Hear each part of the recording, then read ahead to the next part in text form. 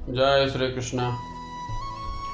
क्यों पिया भगवान श्री कृष्ण ने राधा के पैरों का चरणामृत? बहुत अच्छा प्रसंग, सुने आप लोग। भगवान श्री कृष्ण अपनी प्रजा एवं सभी रानियों के साथ द्वारिकापुरी में रहते थे। एक बार नारद जी के मन में भगवान श्री कृष्ण के दर्शन की इच्छा जगी तो वे चल पड़े पृथ्वी पर। द्वारिकापुरी पहुँचे। भगवान श्री कृष्ण आदर के साथ नारद जी का स्वागत किए और आसन पर बिठाए। कुशल क्षेम के बाद नारद जी ने कहा, प्रभु आपका आदेश हो तो रानियों से भी मुलाकात कर लें। श्री भगवान ने कहा, हाँ ठीक है, कर आओ। नारद जी रनिवास में जाते हैं और सभी रानियां आरती की थाल लिए नारद जी के स्वागत में खड़ी थी। वहाँ भी कुशल क्षेम के बाद सभी रानियां नारद जी से बोली कि देवर्ष, आप तो प्रभु के इतने नज़दीक हैं, तो क्या हम लोगों का एक प्रश्न प्रभु से पूछकर बताएंगे? हम लोगों की हिम्मत नहीं पड़ रही पूछने की। नारद जी ने कहा, जरूर, आप लोग कहें, क्या पूछना है? सभी रानियां मिलकर एक साथ बोल पड़ी कि हम लोग तन मन धन से प्रभु की सेवा में रहती हूँ, लेकिन भगवान श्री कृष्ण हमेशा राधा राधा ही जपते रहते हैं। ऐसा क्यों, जबकि राधा यहाँ हैं भी नहीं? नारद जी वापस जाकर श्री भगवान से जैसे ही ये प्रश्न किया, तुरंत श्री भगवान के सिर में दर्द होने लगा और वे बैठे बैठे लेट गए।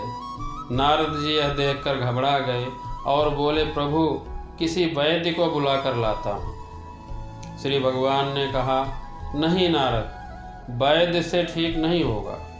मेरा कोई प्रिय भक्त अपने पैर का चरणामृत हमें दे और उसको मैं पी लूँ तो मैं ठीक हो जाऊँगा।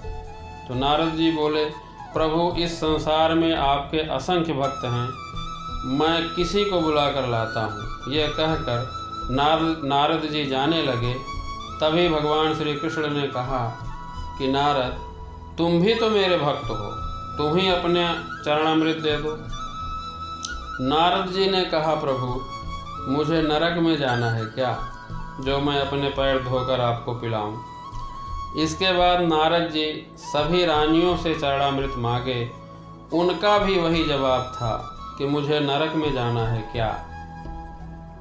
तब नारद जी पृथ्वी पर चारों तरफ घूम आए, बड़े बड़े ऋषि महर्षि से मिले, परंतु सभी का वही जवाब, मुझे नरक में जाना है क्या। थक हार कर नारद जी वापस जा रहे थे, तभी उन्हें याद आया कि राधा रानी एवं गोपियां भी तो भगवान की भक्त हैं, एक बार उनसे भी मांग कर देख लूं।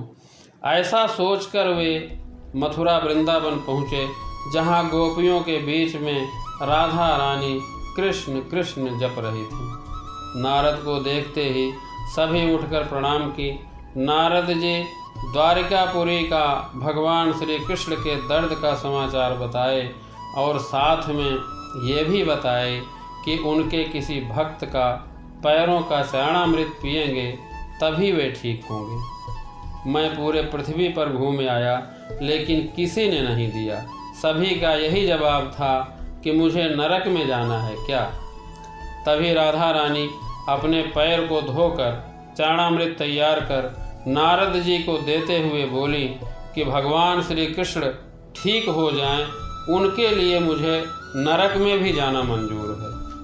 आप ये जल लो और उन्हें जाकर पिलाओ, बस वो स्वस्थ हो जाएं।